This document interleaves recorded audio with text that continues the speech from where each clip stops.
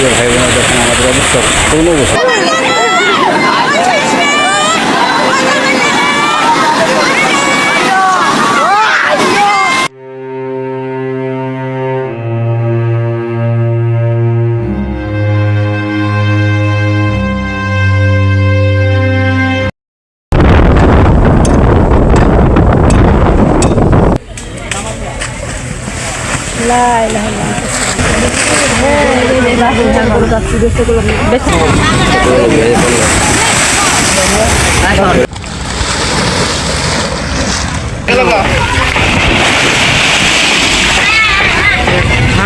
আমরা ভালো নেই, আমরা খুব চিন্তিত, আমরা অনেক ভয়ে আছি। এই নদীর পাড়ে মানুষ আমরা। এই তো আমাদের বাড়ি থেকে এখন নদীর পাড়ে বসে থাকি, চিন্তা। এই সুন্দর বাড়ি থেকে কই যাব, কই থাকবো, আর যাওয়ার জায়গাও নেই। এই যে আমাদের পুরো বাড়িটা, আর এই যে এই হচ্ছে নদী, অল্প একটু জায়গা। তো রাত্রে ঘুমাইতে পারি না, বিকট শব্দ নদীতে।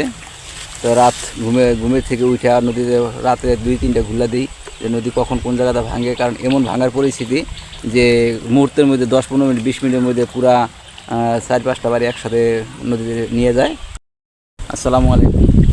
আসসালামু আলাইকুম। আপনারা সবাই কেমন আছেন? আশা করি যে যেখানে আছেন সবাই অনেক ভালো আছেন, সুস্থ আছেন। পানিতে কী অবস্থা? তো আমরা খুব বেশি একটা ভালো নাই। দেখেন অসহায়ের মতো নদীর পার বসে আছি। একদম মানুষ অসহায় থাকলে যেভাবে বসে থাকে ঠিক সেভাবে আসলে বসে রয়েছি নদীর পাড়ে। আমাদের পরিস্থিতি খুব খারাপ। তো পরশু দিনকার রাত্রে হয়েছে 2টা বাজে। আমাদের এই যে 2টা বাড়ির পরের বাড়ির পিছনেই প্রচণ্ড ঘোল ছিল আর কাঁঠাল ছিল। ওই যে দাঁড়ায় রয়েছে মানুষগুলো, হ্যাঁ, অনেক ভয়ানক অবস্থা ছিল। তো যাই হোক, কাকায় ঢাকার থেকে আসছে, ওরা আসছে, আরও অনেক গ্রামের প্রায় অনেক লোকজনই আইসা পড়ছে না, ওই যে রায়হান ওরা সবাই তো আইসা পড়ছে।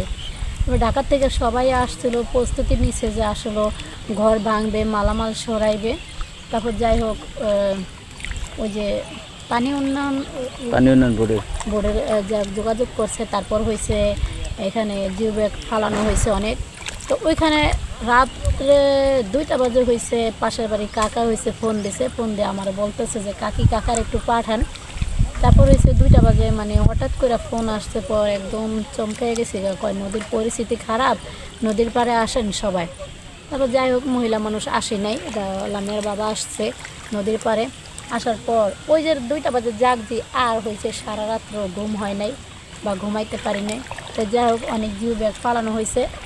ওইখানটা একটু ঠান্ডা হয়েছে, নদীর রাগটা ওই জায়গায় কমছে, কিন্তু আমাদের এখানে আইসা হলো আবার বাইরে গেছে প্রচণ্ড ঘোর। এখন ওখানে বস্তা ফালানোর পরে কিন্তু আমাদের এই জায়গাটা অনেক অবস্থা খারাপ।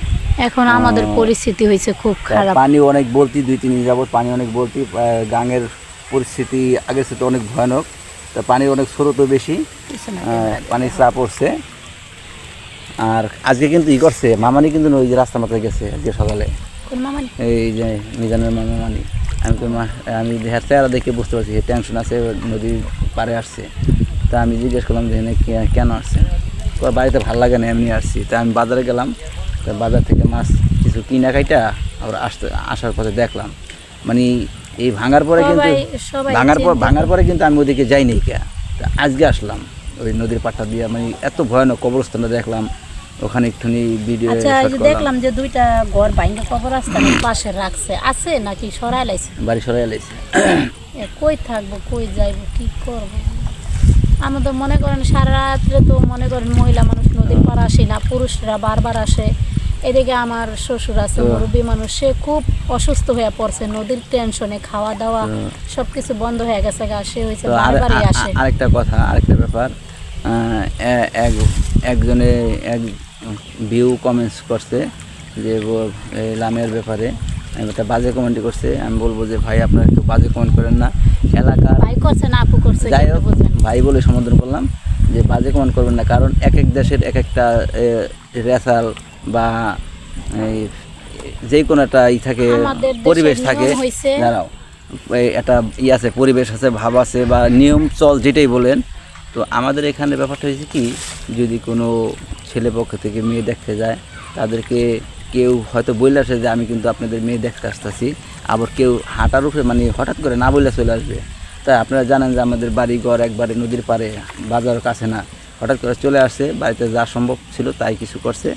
আর এই মেয়েকে যে টাকা দেয় এই ব্যাপারটা হয়েছে সম্পূর্ণ আলাদা।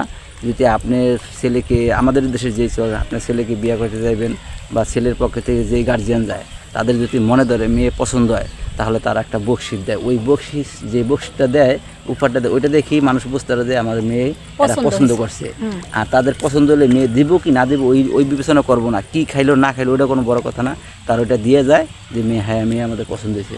এখন ব্যাপারটা হচ্ছে, দেখতেই পাচ্ছেন আমাদের পরিস্থিতিটা কি, আমাদের পরিস্থিতি খুব ভয়াবহ। ওইদিকে মিজানোরা যারা আছে সবাই কিন্তু টেনশন করতেছে বাড়ি নিয়ে, নদী নিয়ে, যে আমরা কই যাব কী করব।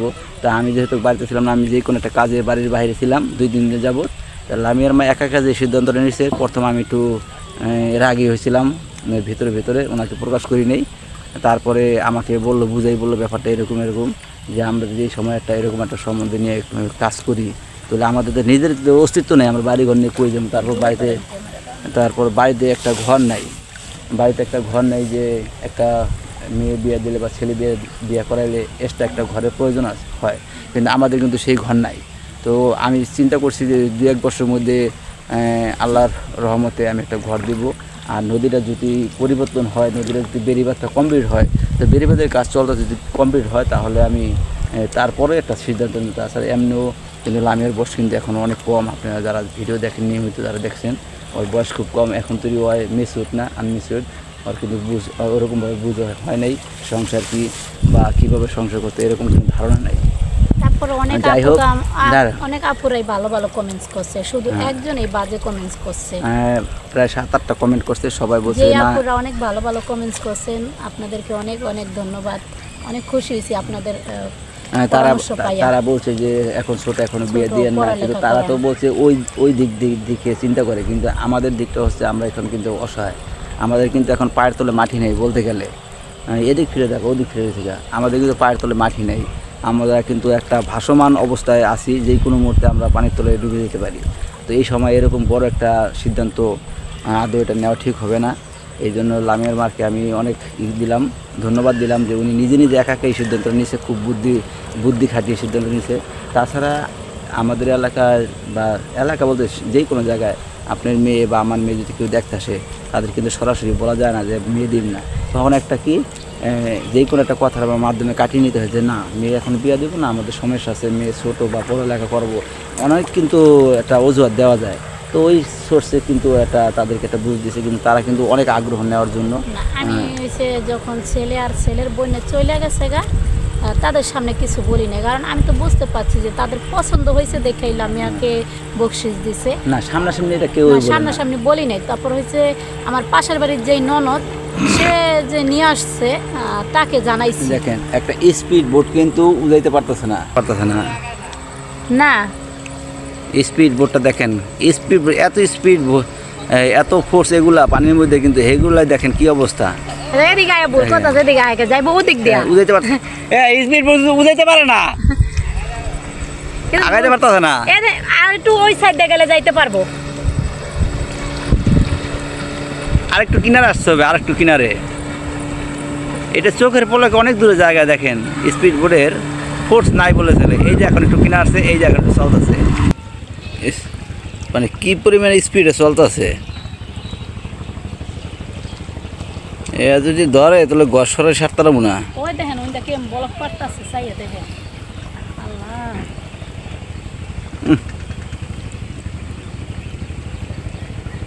ওই রাতের শব্দটা তো এখন যদি করতো। ওই যে রাত্রে 2টা বাজে শব্দ হয়েছিল। এক আপু কমেন্টস করছেন যে ভাইয়া আপনাদের বাড়ি নদী থেকে কত দূর। এই যে আমি নদীটা দেখাইতেছি, এই যে আমাদের নদী।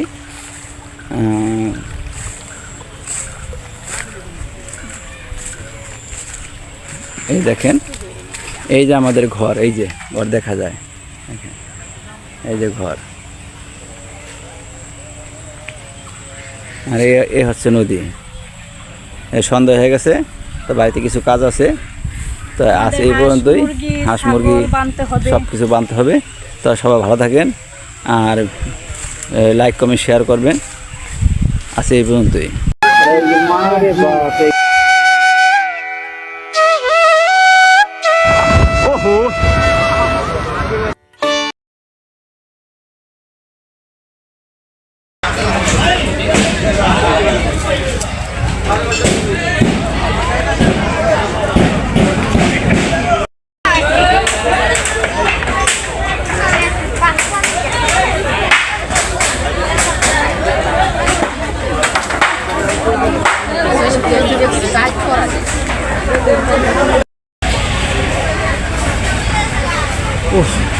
কত বড় বিল্ডিং!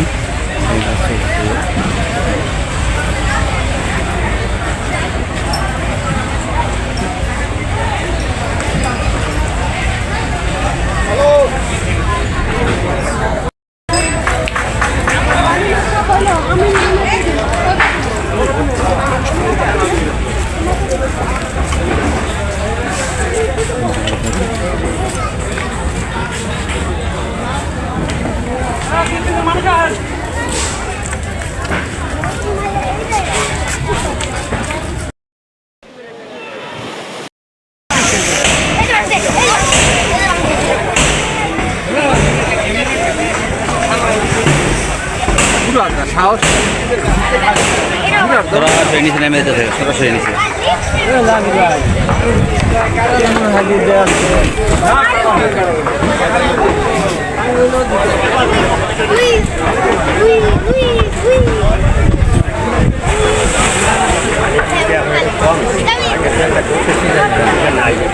গতি লাগে না,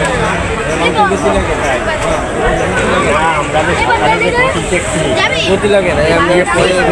ফরেস্টে থেকে আপনার একটা প্ল্যাটফর্মে গিয়ে তলে ডুবে নিয়ে যায়। শত শত মানুষ দেখার জন্য চলে আসে।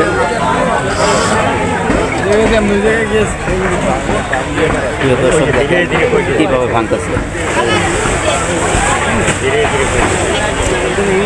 ভাঙা কোনো বন্ধ নেই, ভাঙা চলতে আছে। এটা কিন্তু এটা উপরে বোঝা যাওয়ার খরচ নাই, কিন্তু নিচের পাল্লার খবর তো আমরা বলতে পারবো নিচে যে কী পরিমাণ চলতেছে।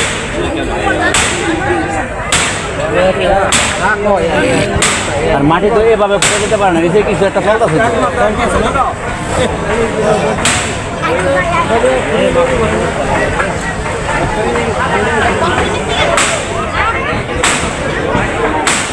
এই বল্লা চলে এটার মধ্যে না, ওই যে বল্লা দিয়ে সব পানির মধ্যে, ওই যে পানির মধ্যে উঠতে পারে না। ওই যে বলা উঠছে, এই যে একটা বল্লার চাক ছিল, ওই একটা বল্লার চাক নিয়ে এই যে গাছ থেকে পড়ে পানির মধ্যে ছিল।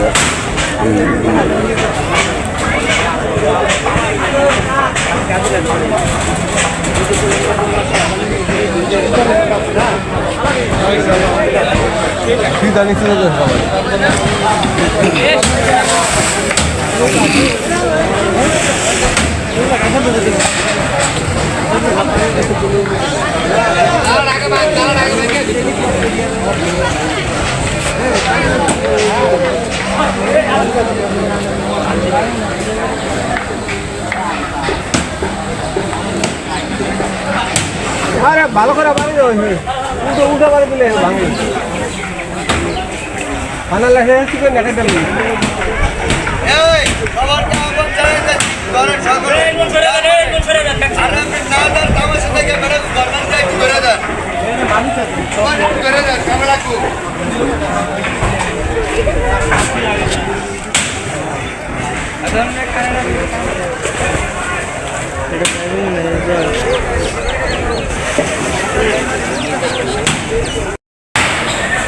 ঘরটা রাখতে পারবে না, চলে যেতেছে।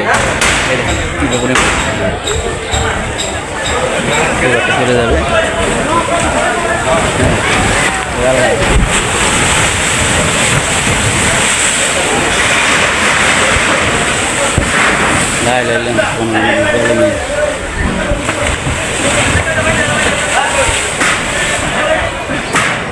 দেখে নিচে কিন্তু ফাটাফাটো দেয় না, খেয়াল করে তা আমরা সহজ আমাকে গাঙের মধ্যে।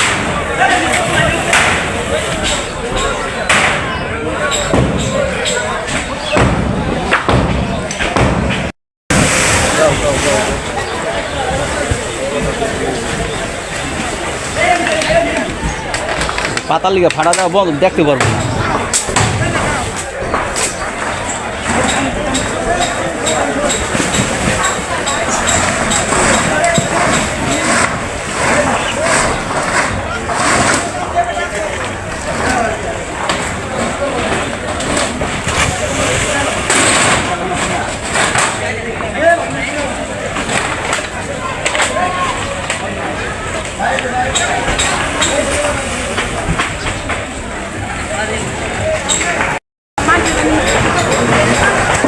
Bang tahu ya.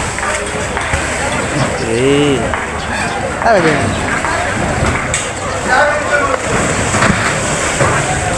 Bukan kemas. Tidak apa.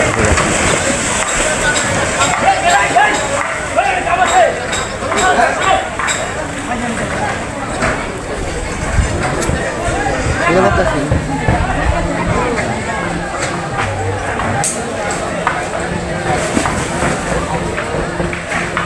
আপনাদের বাড়ি কি এখানে?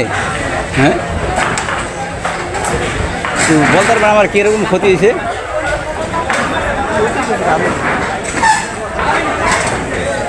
তো ভাই একটু বলেন তো কয়টা ঘর গেছে একটু বলেন।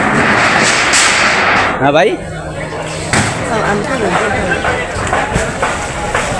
তার মানে আপনি ছিলেন না ভাঙার সময়? Salam কিন্তু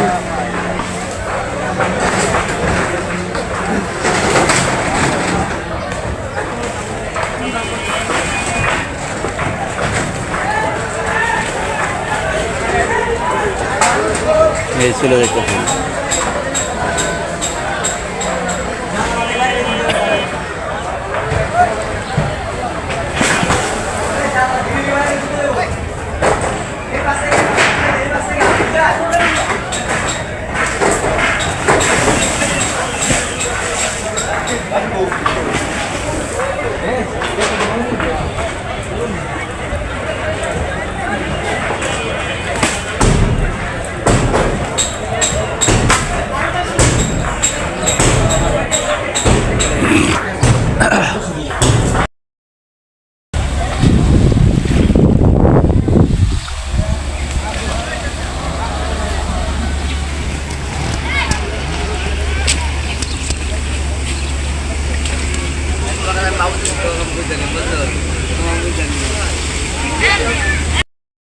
ট্রলারে করে ঘর ভরিয়া তারপর যা যে যেখানে সুবিধা সেখানে চলে যাবো, সেখানে ঘর দিয়ে দিতে থাকে।